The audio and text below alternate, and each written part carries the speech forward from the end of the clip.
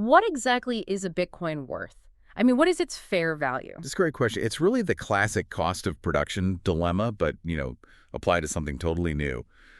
In the physical world, it's pretty clear, right? You have a baseline. Yeah.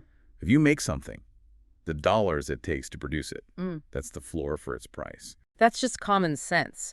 I mean, we had a listener give a great example. Think about a custom car. Yeah. If it takes, say, $40,000 in materials, labor, factory costs, just to roll it off the line, Right. then a fair price on the market might be $50,000. And why?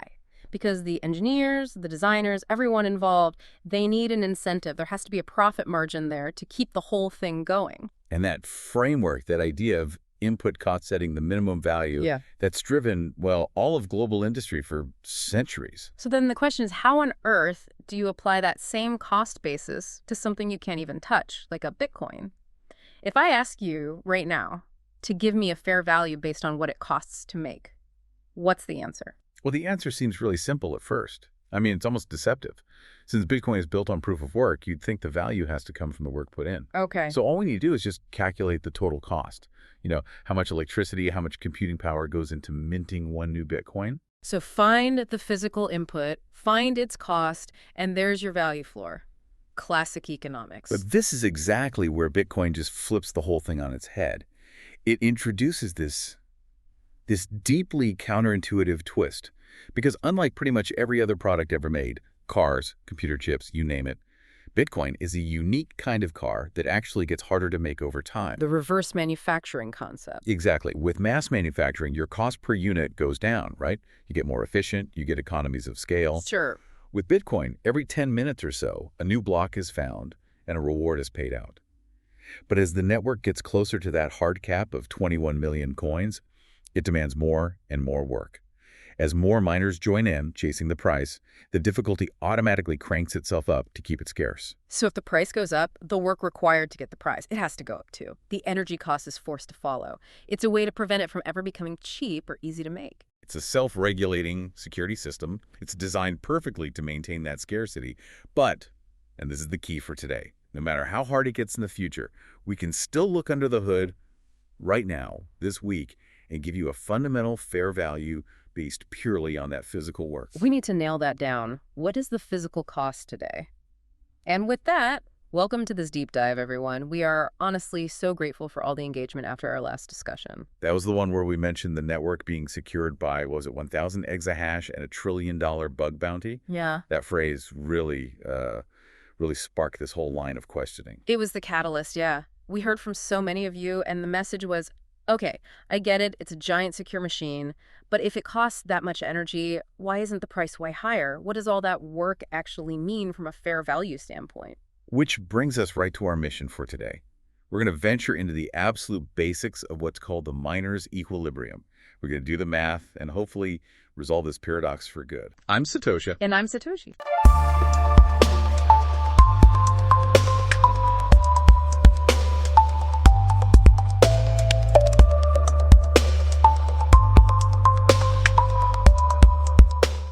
Yeah, and before we really jump into the numbers, we just have to say, we wish we had video for this one. Oh, it would help. Visualizing 20 gigawatts it's tough with just audio. It really is. And, our team is working on that. As you know, we need to hit the 1,000 subscriber mark to get the funds for the Mosaic AI video editor our team is so excited about. So your subscription, a like, sharing this in your groups, wherever you geek out on this stuff, that's honestly the fastest way to help us bridge that visual gap. Your support really does drive how deep these dives can go. Okay, let's get to it. Get ready for that aha moment, because we are diving headfirst into the miner's equilibrium, energy arbitrage, and the 50-car paradox. So we have to start with the listener's confusion because it's perfectly logical. We said in a past deep dive that the energy needed to mine a Bitcoin is just immense. We use the analogy of it being equivalent to manufacturing, 50 or 57 cars worth of pure physical work? Right, a huge amount of physical effort. But then the listener, let's call him Cyber Carl, who sent in the question, looks at the market price. And he sees a reward of maybe, I don't know, $105,000, which is roughly the price of 2 good new cars. And there's the question. It's unavoidable. Yeah. If it takes 50 cars worth of energy to make the thing, but the market only gives you a prize worth 2 cars, How are all the miners not going catastrophically bankrupt, like, all the time? This is the absolute hinge point of this whole thing, and we have to be crystal clear. Both of those figures, the 50 cars of work and the 2 cars of market price, are 100% correct. That just feels impossible. It sounds like we're breaking the laws of economics. How can 50 units of cost result in only 2 units of reward without a total collapse? It's because we've all been confusing two fundamentally different ways of measuring things. They both use the word value, but they're not the same. The paradox only exists because we're comparing apples and oranges, or maybe more accurately, joules to dollars. Okay, let's define those two things very carefully then. First, the 50 cars. That's what we'll call the energy analogy. It is a pure physical thermodynamic measurement. It's about work. We're measuring the raw physical effort in the form of electricity, and the unit is joules. Okay, so that's the effort, the sheer physical toll on global energy resources. Exactly. Now, the second measurement, the 2 cars, that's the price analogy. This is a measurement of liquid market value, and its unit is dollars. It's the price that millions of people on the open market are willing to pay for one of these secured digital assets. So we're comparing kilowatt hours of effort to market dollars of reward. And here's the secret. Here's the entire resolution to the paradox. Yeah. The raw physical energy of 50 cars does not cost the same number of dollars as buying 50 physical cars. That's the core realization. The physical work is a constant, but the dollar cost to get that energy, for the miners, it's massively, massively discounted compared to what you and I pay. If miners had to pay retail electricity prices, the price on your home utility bill, they'd be out of business in a second. They operate in a completely different economic reality. So their whole business isn't just about having efficient machines. It's built on a global, ruthless hunt for an arbitrage opportunity. That gap between the low cost of the work and the high price of the reward. That's the entire game. And it forces them to become the most disciplined and the most energy-agnostic industrial buyers on the entire planet. Okay, so when most people listening think about power prices, they're thinking about their monthly bill, right? Maybe 18 cents per kilowatt hour, maybe 12 cents if you're lucky. But you're saying that Bitcoin mining just can't survive at those rates? Not even close. Let's just look at the contrast. A residential user might pay that 18 cents. Even a huge factory like a steel mill might negotiate a special industrial rate of, say, 8 cents per kilowatt hour because they're a predictable high-volume customer. And if the cost to mine one coin is, let's say, $40,000, that 8-cent rate is already pushing them into the red if the price dips at all. It is. A really efficient, large-scale miner has to be operating in the 3 to 5 cent per kilowatt hour range. That's what they need to be profitable. And, more importantly, to be resilient when the price crashes. That's a 70 or 80% discount from what we pay. So how do they get that discount? It can't just be buying in bulk. It has to be something about the type of power they're buying? It's not about volume. It's about accepting what other industries can't. It's about accepting risk and accepting intermittency. Their entire business is this global hunt for the cheapest, most useless, and most stranded energy on Earth. Miners are the buyer of last resort for energy that would otherwise be wasted. Okay, but hold on. If that arbitrage is so big, if they can get power for 4 cents when everyone else pays 18, why hasn't every other power-hungry industry like, say, AI data centers rushed in to grab this cheap power? That is the critical question, and it really gets to the heart of their superpower. The short answer is that Bitcoin can use the power that AI can't. Traditional industries, whether it's a factory or an AI data center, need stable, continuous, high-quality power. No downtime. The 4-cent power that miners find. It usually comes with 2 non-negotiable strings attached. And those are? Location and interruption. Let's look at where they find this super cheap power. First up, you have stranded hydroelectric dams. Just picture these massive, clean power sources in really remote places, like rural China, or a great example is Quebec in Canada, with these huge untapped rivers. These dams can produce way more power than the tiny local grids around them can ever use. So the power is electronically trapped. It exists, but it's stuck because building massive transmission lines to cities hundreds of miles away is incredibly expensive, and you lose a lot of power along the way. That energy is effectively worthless to the local grid. So the dam operator is thrilled when a Bitcoin miner comes along and says, look, we'll set up right next door and we will buy all of your excess, all your wasted capacity, 247, for just 3 or 4 cents. They do this in what are called power purchase agreements, or PPAs. I see. So the miner gets the cheap rate, the utility makes money on something that was worthless before. It's a win-win, purely based on being in the middle of nowhere. Exactly. Second source, and this is where that interruption risk comes in, is intermittent renewables. Think about a massive wind farm out in West Texas. At 2 a.m., the wind is howling, but everyone's asleep. Supply is way, way higher than demand. The grid operator has to do something with that excess power. They have to get rid of it, or the grid becomes unstable, so they have to curtail or just stop the wind turbines from spinning. And this is where the miner gets an even better deal, often with what's called an interruptible load contract.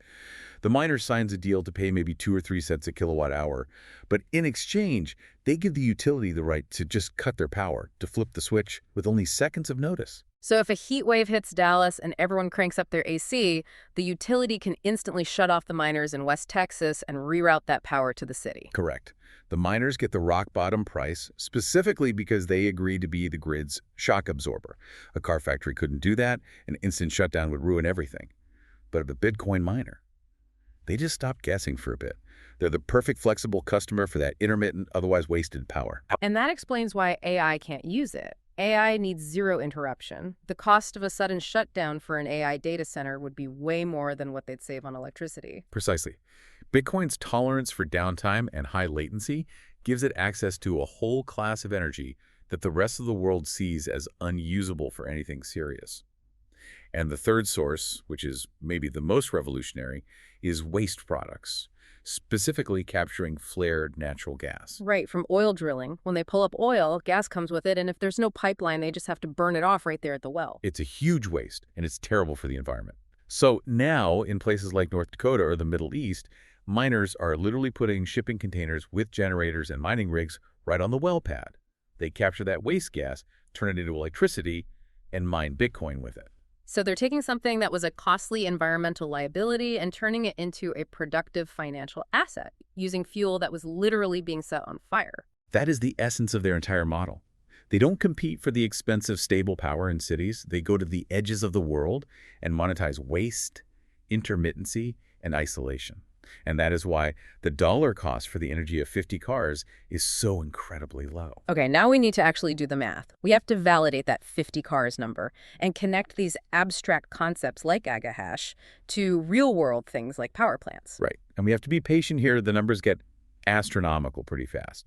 So let's use a conservative round number for the network's total hash rate, 1,000 exahash per second. 1,000 exahash, that's 1 quintillion guesses every single second. Just this enormous global computer all guessing at the same time. And that 1,000 exahash is the same as 1 billion terahash per second. So now we need to know how efficient the machines are. A modern mining rig, an ASIC, uses about 20 joules of energy for every terahash of guesses it performs. Okay, so for every trillion guesses, the network uses 20 joules of energy. Exactly. So we can calculate the total power draw. It's 1 billion terahash per second times 20 joules per terahash. That gives us 20 billion joules per second. And a joule per second is the definition of a watt. So 20 billion joules per second is 20 gigawatts. That's the continuous 247 power draw of the entire Bitcoin network. And 20 gigawatts is just a colossal amount of power. I mean, to put that in perspective, that's roughly the power used by the entire country of Ireland. It's like having 20 large nuclear power plants running flat out all day, every day, just for the Bitcoin network. That's staggering. Okay, so now let's turn that power draw into the total energy used per day. Easy enough. Total daily energy is 20 gigawatts times 24 hours. That gives us 480 gigawatt hours. That's the energy bill the miners collectively pay every single day. Okay, 480 gigawatt hours of input. Now for the other side of the equation, the reward. What's the daily prize pool? The protocol itself creates 3.125 new Bitcoin for every block that's found. And the network is designed to find a block, on average, every 10 minutes. 10 minutes per block. That's 6 blocks an hour times 24 hours. So 144 blocks per day. Which gives us a base reward of 144 blocks times 3.125 Bitcoin each. That's 450 Bitcoin. Then you add in the transaction fees that users pay, which can vary a lot. But if we're being conservative, we can round the total daily payout to a nice, clean 500 BTC. Okay, we have the two key numbers, 480 gigawatt hours of energy used per day and 500 Bitcoin rewarded per day.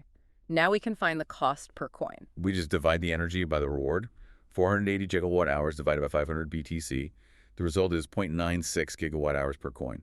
And for the sake of having a memorable number, let's just round that up slightly to 1 gigawatt hour per coin. 1 GWh of work. And to make that number feel real, we can convert it to the unit on your electricity bill. kilowatt hours. 1 gigawatt hour is 1 million kilowatt hours. 1 million kilowatt hours of work to mint a single Bitcoin. That's the raw physical effort. Now, finally, we can go back to the car analogy. We need to know the energy it takes to build one standard car, from mining the ore to the final assembly. Our sources put that number at around 20,000 kilowatt hours per car. Okay, here it is, the big reveal. We take the energy for one Bitcoin, 1 million kilowatt hours, and we divide it by the energy for one car, 20,000 kilowatt hours. And the number is 50. 50 cars. The physical energy equivalent is real. It's not an exaggeration. The amount of work is indeed the same as building 50 brand new cars. So the 50 cars side of the paradox is 100% validated. Now we just have to use our arbitrage knowledge to show why the dollar cost is so incredibly different. We've done it. We've established the physical work, 1 million kilowatt hours. Now, let's apply the dollar cost to that work using that 4-cent arbitrage number we talked about. Right. We're going to calculate the actual dollar cost for that 1 million kilowatt hour of energy. Okay, scenario 1, the impossible one. What if a miner had to pay the retail rate of 18 cents? At 18 cents per kilowatt hour, their cost to produce one coin would be $180,000. If the market price is only $105,000, they're losing 75 grand on every single coin. It's just not viable. Right. So scenario 2. The efficient miner, the one who found that stranded energy and is paying just 4 cents per kilowatt hour. Their cost is 1 million kilowatt hour times 4 cents. The efficient miner's total energy cost to produce one Bitcoin is just $40,000. Wow.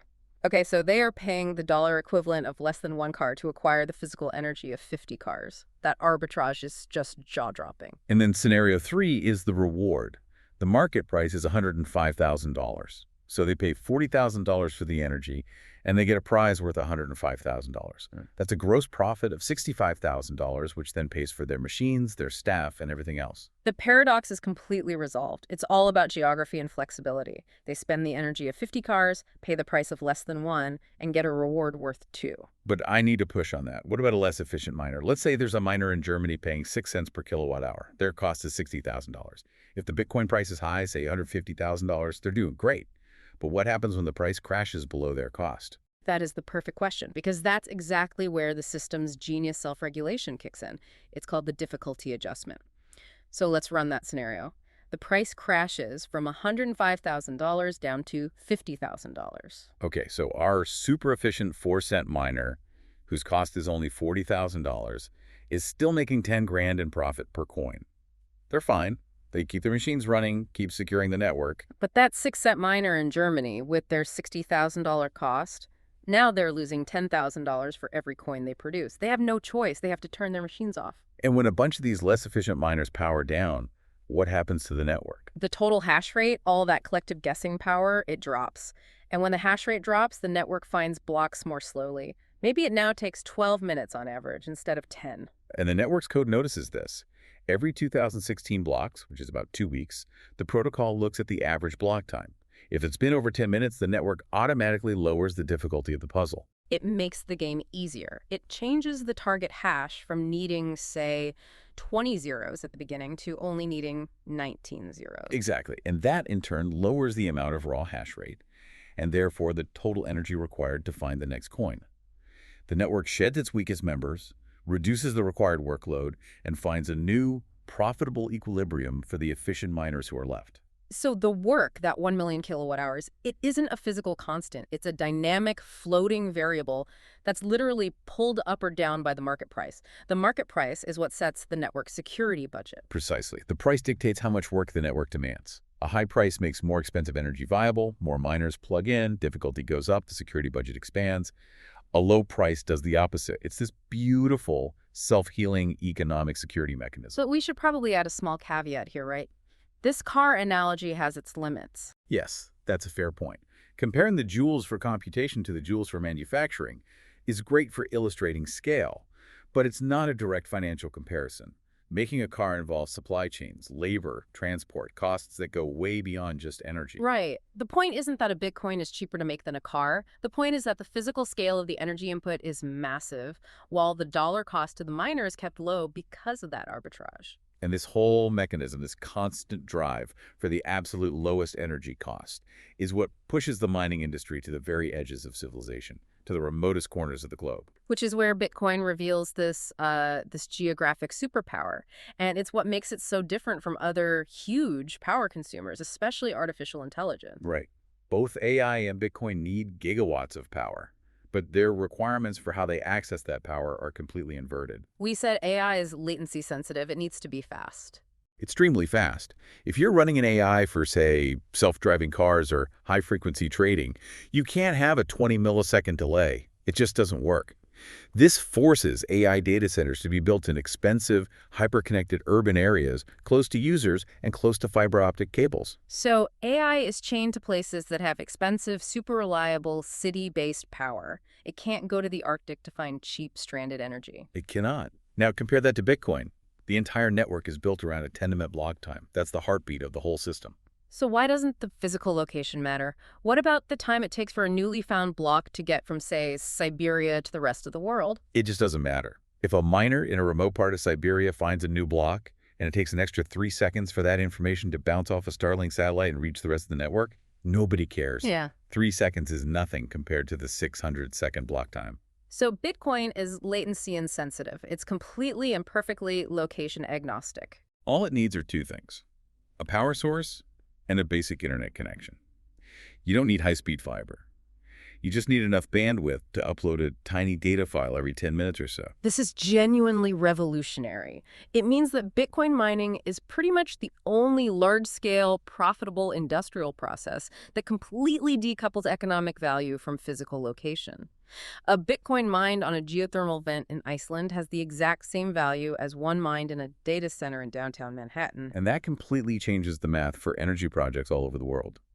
If you're a government or utility looking at a powerful remote energy source, you have this huge problem. How do we get this energy from the middle of nowhere to the cities where people live? The answer was always these incredibly expensive, inefficient, high-voltage power lines. And often, that cost just made the whole project a non-starter.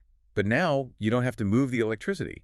You process the electricity at the source and digitally transmit the value that you create. The mining rig becomes a value converter, turning stranded electrons into a liquid global asset. That is its superpower. It solves the last-mile problem for energy. Okay, let's go a little deeper into what that location agnosticism really means for the energy industry. We talked about this stranded energy being basically worthless. Bitcoin gives it an instant on-ramp to the global economy. Think about it. That massive river in Quebec or the geothermal heat in Iceland. For decades, these were financial dead ends.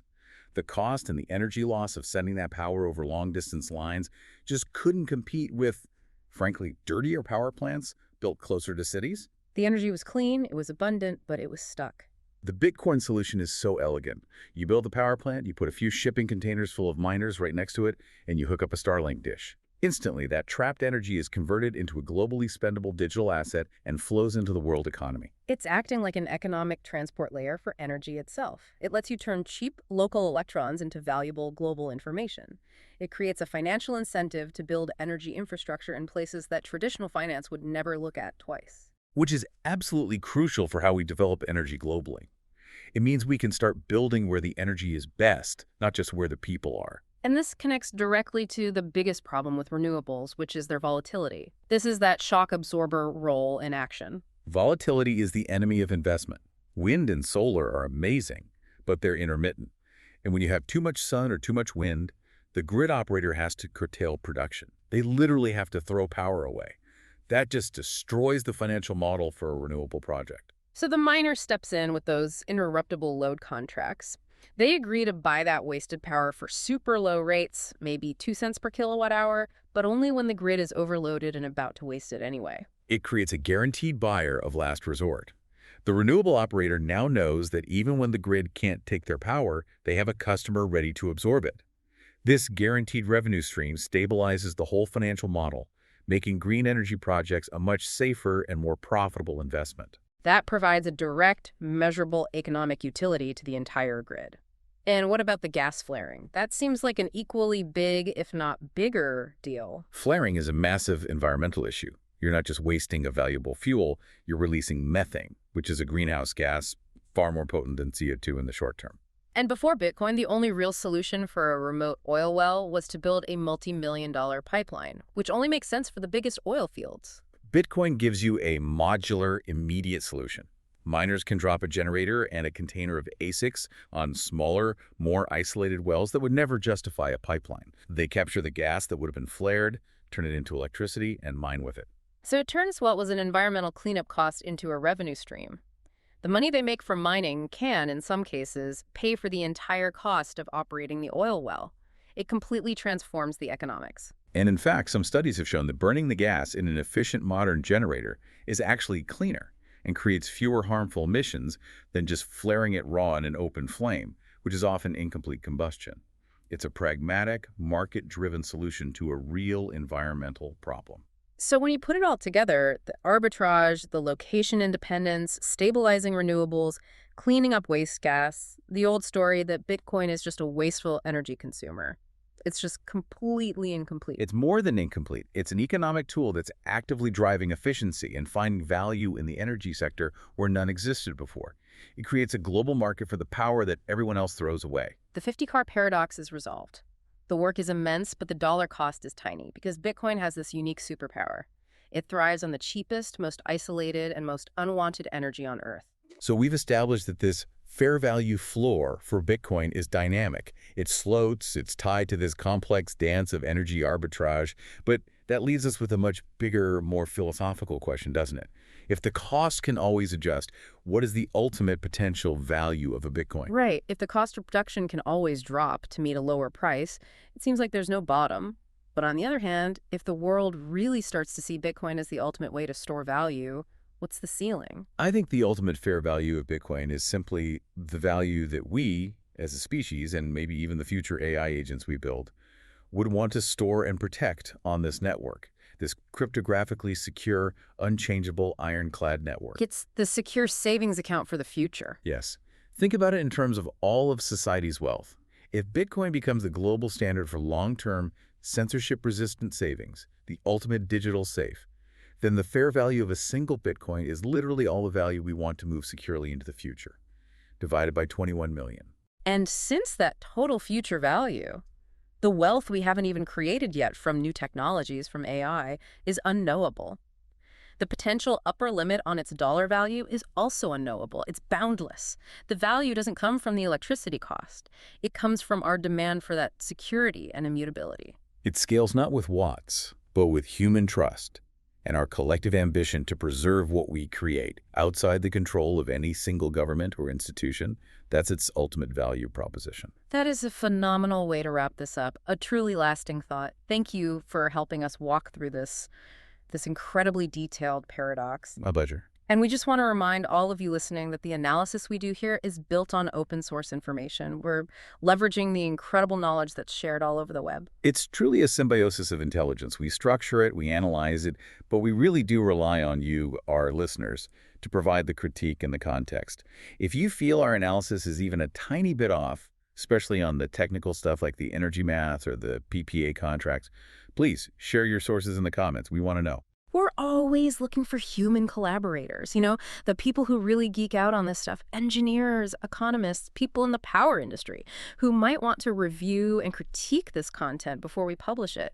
If that's you and you want to help us make these dabs even better, please drop us a comment. We would love to hear from you. Thank you so much for joining us on this deep dive into energy, economics, and the future of value. As always, keep searching. Keep the quest on.